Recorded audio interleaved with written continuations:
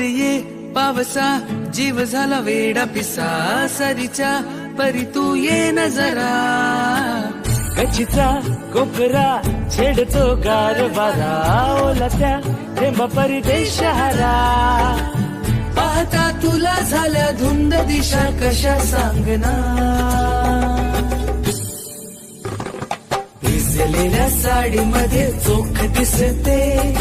आज मला पुन्हा भिजावेसे वाटते